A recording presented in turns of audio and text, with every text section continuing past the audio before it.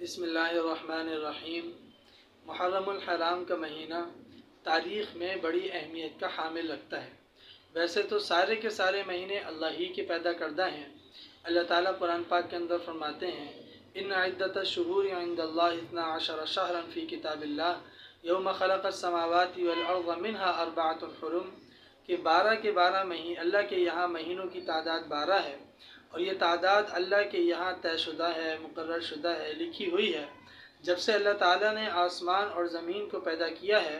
یہی 12 مہینوں کی گنتی چلی آ رہی ہے۔ لیکن اللہ کے یہاں ان 12 مہینوں میں سے 4 مہینے قابل احترام، قابل تعظیم ہیں۔ 3 مہینے تو لگاتار ہیں، ذی القعدہ، ذی الحجہ اور محرم، اور ایک چوتھا مہینہ جو بالکل درمیان کے اندر ہے، رجب کا مہینہ۔ یہ 4 مہینے اللہ کے یہاں قابل احترام ہیں۔ اسلام سے پہلے اور نبی محترم صلی اللہ علیہ وسلم کے اس دنیا میں تشریف لانے سے قبل ان 4 مہینوں کو بڑا قابل احترام اور بڑا قابل تعظیم سمجھا جاتا تھا۔ حتیٰ کہ کفار جو اللہ کو مانتے نہیں تھے اور بت پرستی کے اندر مبتلا تھے اور رسوم جاہلیت کے اندر مبتلا تھے اور مذہب کو بگاڑ دیا تھا، لیکن اس کے باوجود وہ بھی ان 4 مہینوں کا احترام کیا کرتے تھے، اور ان 4 مہینوں کے اندر قتل و قتال، غارت گری اس سے بچا کرتے تھے، اور قتل و قتال کو ان 4 مہینوں کے اندر بڑا ہی گناہ سمجھا جاتا تھا۔ پھر اسلام آنے کے بعد ان 4 مہینوں کی حرمت اور احترام اور تعظیم اپنی جگہ برقرار رہی، اور اسلام نے بھی ابتدائی اسلام کے اندر قتال کو، جنگ و جدال کو ان 4 مہینوں کے اندر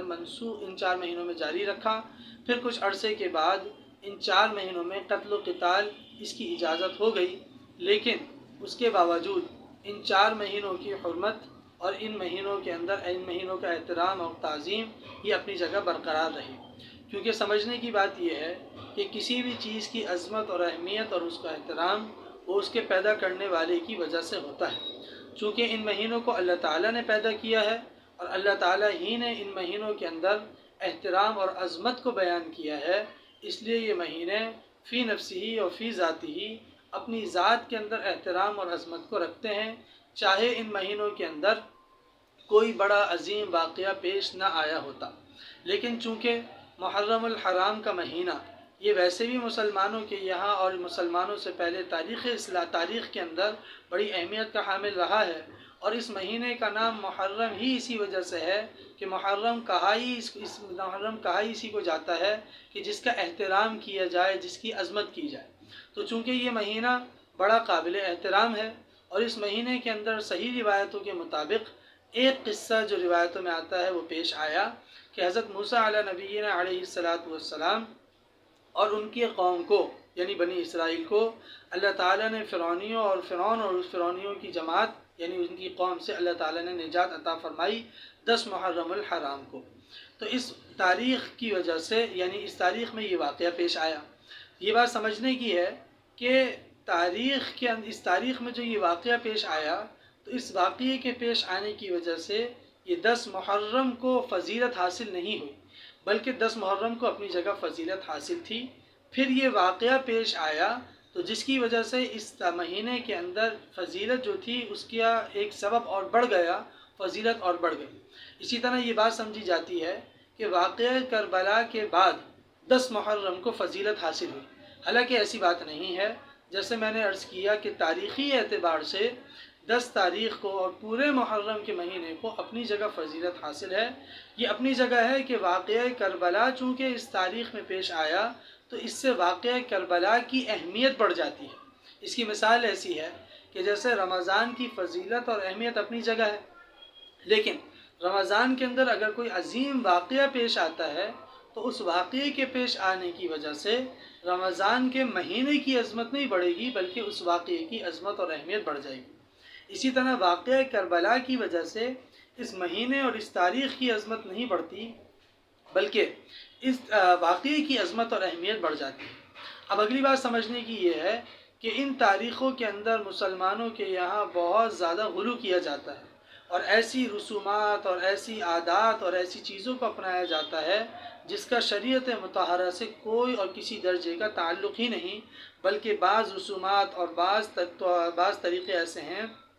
جو قرآن و حدیث کی روشنی میں صریح قرآن و حدیث کی مخالفت کرتے ہیں۔ سمجھنے کی بات یہ ہے کہ قرآن و حدیث کی روشنی میں اور قرآن و حدیث کی تفاصیل کے اندر اس تاریخ کو یعنی 10 تاریخ کو عاشورہ کے دن کو کوئی عمل ثابت نہیں ہے سوائے 2 عمل کے، ایک روزہ رکھنا کہ روزہ رکھنے کی فضیلت اس دن کے اندر آئی ہے، اور دوسرا جو ضعیف احادیث سے ثابت ہے وہ اپنے اہل و عیال اور اپنے عزیز و اقارب کے اوپر فراخی اور وسعت کرنا۔ پہلی چیز روزے سے متعلق تو صحیح اور صریح روایتیں موجود ہیں۔ حدیث مبارکہ میں آتا ہے، مسلم شریف کی روایت ہے، رسول اللہ صلی اللہ علیہ وسلم نے فرمایا کہ رمضان المبارک کے مہینے کے بعد تمام سال کے اندر عاشورہ یعنی 10 محرم کا روزہ سب سے زیادہ افضل ہے۔ اسی طرح مسلم شریفی کی روایت ہے اور اس طرح بخاری شریف کی روایت ہے کہ جناب رسول اللہ صلی اللہ علیہ وسلم جب اپنے صحابہ کے ساتھ مدینہ منورہ تشریف لائے تو دیکھا کہ یہودی 10 محرم کو روزہ رکھتے ہیں۔ رسول اللہ صلی اللہ علیہ وسلم نے اس کی وجہ پوچھی تو یہودیوں نے عرض کیا کہ اے اللہ کے رسول، وجہ اس کی یہ ہے کہ اس تاریخ کو موسیٰ علیہ نبینا علیہ السلام اور ان کی قوم یعنی بنی اسرائیل کو اللہ تعالیٰ نے فرعون اور اس کے لشکر سے نجات عطا فرمائی، تو موسیٰ علیہ نبینا علیہ السلام نے بطور شکرانے کے اس دن روزہ رکھا اور سارے بنی اسرائیلیوں نے اس دن روزہ رکھا، تو ہم بھی اسی وجہ سے چونکہ ہم بھی بنی اسرائیل ہی سے اس لیے ہم اس دن روزہ رکھتے ہیں۔ تو رسول اللہ صلی اللہ علیہ وسلم نے فرمایا کہ ہم تم سے موسیٰ علیہ السلام کے زیادہ قریب اور زیادہ حقدار ہیں، اور پھر فرمایا کہ ہم بھی اس دن روزہ رکھیں گے، اور پھر رسول اللہ صلی اللہ علیہ وسلم نے آئندہ سال عاشورہ کا روزہ رکھا۔ آئندہ سال جب رسول اللہ صلی اللہ علیہ وسلم نے عاشورہ کا روزہ رکھا تو صحابہ کرام رضوان اللہ علیہ مجمعین نے عرض کیا یا رسول اللہ، یہ تو اس دن تو یہودی روزہ رکھتے ہیں اور ان کے یہاں یہ دن بڑا قابل تعظیم اور بڑا قابل احترام ہے۔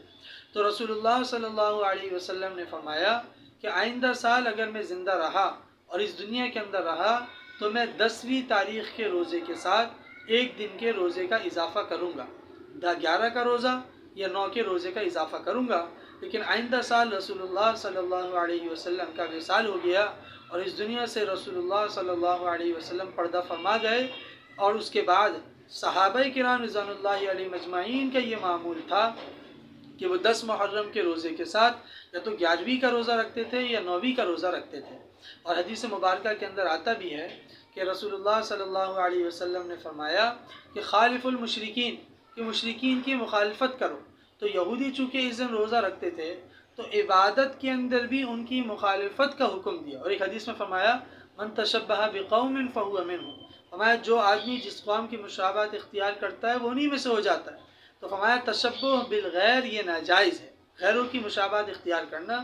آج مسلمان غیروں کی مشابہت ہر چیز کے اندر اختیار کرتے ہیں، شریعت مطہرہ کے ہاں اس کی اجازت نہیں ہے۔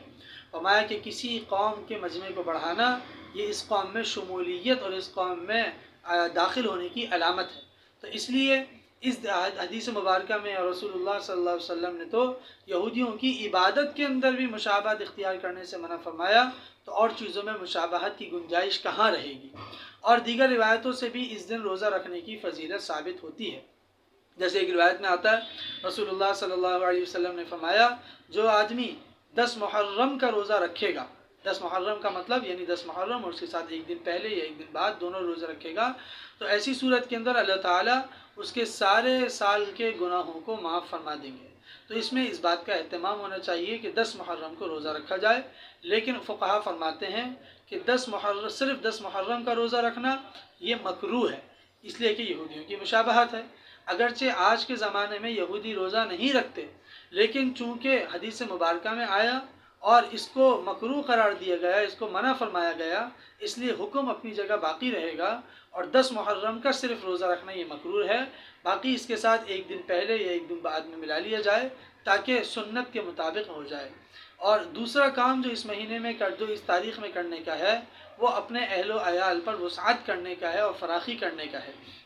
امام بیہقی رحمۃ اللہ علیہ نے لکھا ہے، فرمایا حدیث مبارکہ کے اندر آتا ہے، امام بیہقی رحمۃ اللہ علیہ نے روایت نقل کی ہے، فرمایا کہ رسول اللہ صلی اللہ علیہ وسلم فرمایا کرتے تھے کہ اس دن اپنے اہل و عیال اور گھر والوں پہ وسعت کرو۔ فرمایا اگرچہ یہ روایت ضعیف ہے